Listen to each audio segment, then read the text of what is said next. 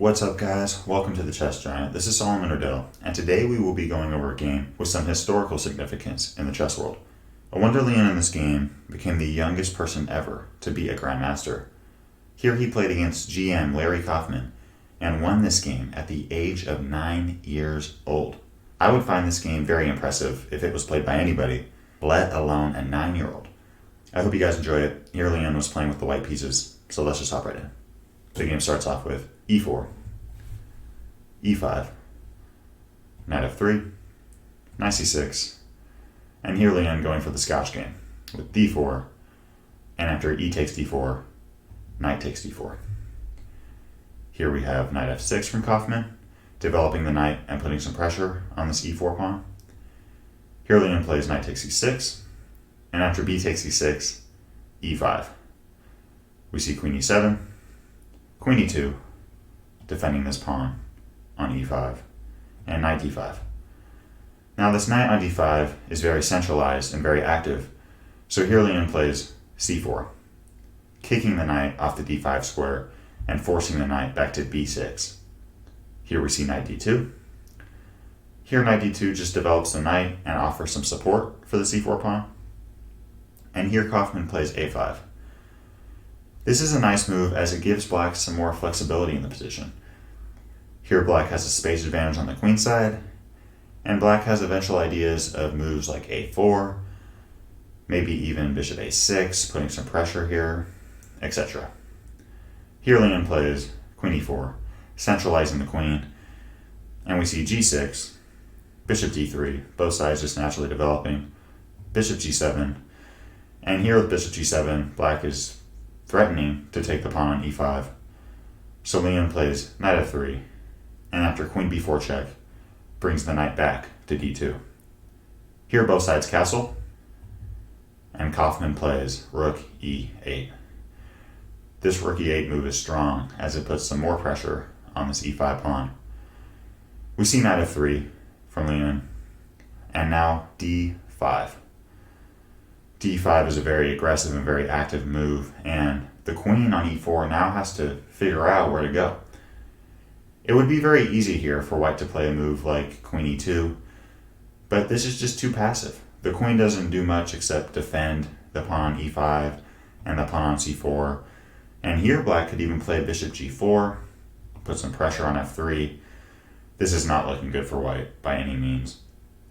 So after d5, instead of a passive move like queen e2, we see the very aggressive move and very active move, queen h4. Now queen h4 doesn't do anything immediately, but it puts some pressure on h6 and f6, and Liang will reap the benefits of this later on in the game. Here we see knight takes c4, bishop takes c4, and queen takes c4. Now, here in this position, Kaufman is up a pawn. If you're up a pawn, you want to trade down, but if you're down a pawn, you don't want to trade down.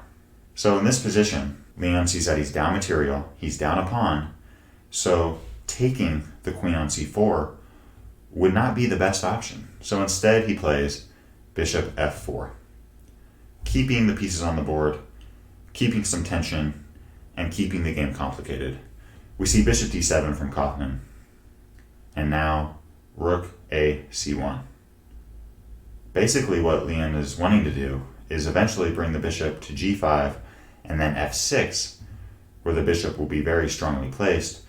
Problem is, this bishop can't move right now because of this queen eyeing the h4 square. As we said, here white is down material, so we don't want to trade, right? So here Kaufman plays queen b4. Notice how this queen on b4 keeps the line of fire on the queen on h4. And now we see a3, looking to again, one way or another, get this queen off of this rank. Here, queen takes b2 does work, but Kaufman plays queen f8, bringing the queen to the defense of the king. And the game continues with rook fe1, and now c5. c5 is a nice move. Here black again, just trying to create some space on the queen side of the board. We see bishop g5, rook a b8, and now bishop f6. Notice how strong this bishop on f6 is. And here Kaufman just continues to push with c4. And by playing c4, black gets b3 and d3 as potential squares that are strengthened. But every move you get something, you also give something away. And by playing c4, here Kaufman allowed queen d4. This queen on d4 is very nicely placed and is actually threatening to take this pawn on d5. So we see bishop e6 and now queen a7. This queen on a7 is active and puts some pressure on c7 and a5. Here we see c5, and Liang could have took the pawn on a5, but was probably concerned about this pawn on b2 falling. So here Liang played rook c2, and after rook a8, played queen c7. We now see rook ec8 attacking the queen, and now queen b6. Here Kaufman decided to take the bishop on f6, and after e takes f6, here Kaufman made a huge mistake. Here Kaufman played queen d8. I think better in this position is d4. There's no need to panic here for black. Here black has a better position. Black should just continue to do what he has been doing the whole game and just continue to slowly improve the position of the d5 and c4 pawns, right? But here Kaufman played queen d8, eager to try to trade the queens off. But by playing queen d8, this allowed Liang a huge opportunity to take over the game. And here Liang played the beautiful sacrifice, rook takes e6. Now here Kaufman was forced to take the rook back, and now Liang played queen takes e6 check. And here in this position we see that Liang gave up the exchange, but has a very active queen on e6 and very active pawn on f6, and this king on g8 is pretty vulnerable to attack. We see king f8, and here in this position Liang tries to better the position of his pieces by playing knight g5. This knight on g5 is much more active than on f3, as it is threatening to take on h7 with checkmate. So here Kaufman wisely plays rook a7. And in chess, guys, you always want to try to improve the position of your pieces, right? This queen on e6 is very active, and this knight on g5 is very active now. But this rook on c2 isn't really doing much and would be a lot better placed on e2.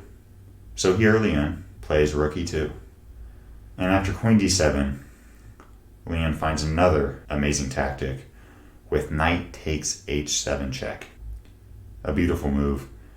This forces Kaufman to take the knight, and then Liang is able to snatch the rook off of c8. And here, after king f7, Liang actually surprisingly missed a simple mate in 2. Here Liang could have just played queen e6 check, and after king f8, queen e8, and the game's over. But after king f7, somehow Liang missed this and played the move rook e7 check, which is just fine. White is still completely winning this game. We see rook takes e7 from Kaufman, and now f takes e7 from Liang. And here in this position, Kaufman resigned. The idea is white wants to make a queen on e8. Well, there's two ways that black can try and stop this. The first is by taking the pawn.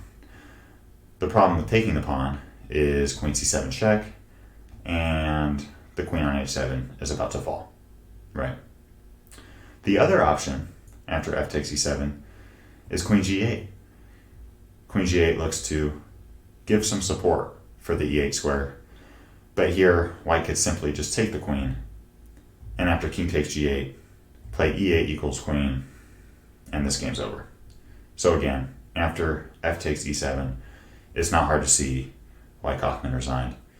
So I hope you guys enjoyed this game. To be a GM at 9 years, 3 months, and 20 days is simply unheard of. Awonder Liang is now a Grandmaster himself and has a very bright future ahead of him. I'm super excited to follow his career. Let me know how you guys think you do against 9-year-old Awonder Liang. I know I would get completely demolished, and that's okay. As always, I appreciate you guys. Thanks for watching today's video. If you'd like to watch another one, you can click or tap up here. And I've got a lot more high quality chess content on the way. So if you'd like to subscribe, you can click or tap down here. I really appreciate your support.